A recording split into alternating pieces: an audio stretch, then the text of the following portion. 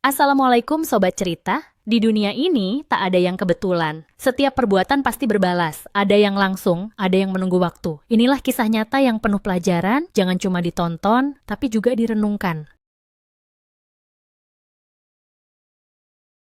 Didi, tukang parkir gadungan di pasar, selalu pakai rompi bekas yang dia temuin di tong sampah. Tampangnya sok jago, padahal dia cuma cari recehan haram. Setiap hari, dia ngatur mobil sembarangan, mintain uang parkir, seenaknya sambil senyum licik. Kalau ada yang protes, dia pura-pura galak biar orang takut. Lama-lama warga pasar muak sama kelakuannya. Tapi Didi nggak peduli, yang penting dia dapat duit. Sampai suatu hari, dia dapat ide parkir VIP buat orang kaya. Dia sengaja naruh mobil orang persis di jalur keluar masuk ambulans rumah sakit. Tenang aja, aman di sini, katanya sambil ngetok-ngetok mobil orang. Dia kira nggak bakal ada apa-apa, tapi ternyata ambulans beneran muncul. Klaksonnya kenceng bikin bulu kuduk berdiri. Mobil nggak bisa keluar. Ambulans kehalang total. Warga yang lihat langsung teriak-teriak. Pasien dalam ambulans makin parah keadaannya.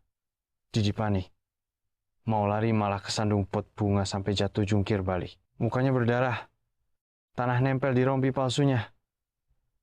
Suasana makin kacau. Orang-orang marah. Besoknya, azab misterius mulai muncul. Rompi parkir. Didi tiba-tiba hilang entah kemana. Dia nyari kemana-mana. Nggak ketemu kayak ditelan bumi. Tiap dia coba ngatur mobil di tempat lain, mobilnya mogok sendiri. Terkadang, dia lihat bayangan hitam di kaca mobil yang dia parkirkan. Malamnya, Didi sering mimpi buruk. Dia lihat ambulans muncul tiba-tiba. Lampu sirinnya merah menyala, tapi nggak ada supirnya. Suara pasien minta tolong di belakangnya. Padahal nggak ada siapa-siapa. Dia bangun tidur keringat dingin, merinding, sampai kaki gemetar. Suaranya hilang. Cuma bisa bisik-bisik, ampun, ampun. Warga pasar makin yakin. Ini bukan azab biasa, ini karma yang nyata. Mobil-mobil yang dia pegang malah mogok kayak dirasuki. Padahal dia nggak pernah bisa memperbaikinya. Sejak itu, Didi sadar. Nggak ada gunanya recehan haram kalau cuma bikin orang susah. Dia berhenti jadi tukang parkir palsu. Nyari kerja halal meski nggak banyak. Tapi hatinya lebih tenang. Dan dari kejadian ini, kita semua belajar. Kalau kerjaan kita nipu orang, apalagi bikin orang sakit susah, azabnya pasti datang cepat atau lambat. Penutup host. Ingat, yang palsu pasti kebongkar.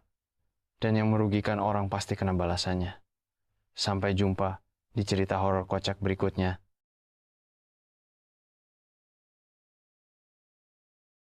Terima kasih sudah menyimak Sobat Cerita, semoga kita bisa ambil hikmahnya dan jadi pribadi yang lebih hati-hati dalam melangkah. Ingat, kebaikan akan kembali pada yang memberi, dan kejahatan tak pernah hilang tanpa jejak. Wassalamualaikum, sampai jumpa di kisah berikutnya.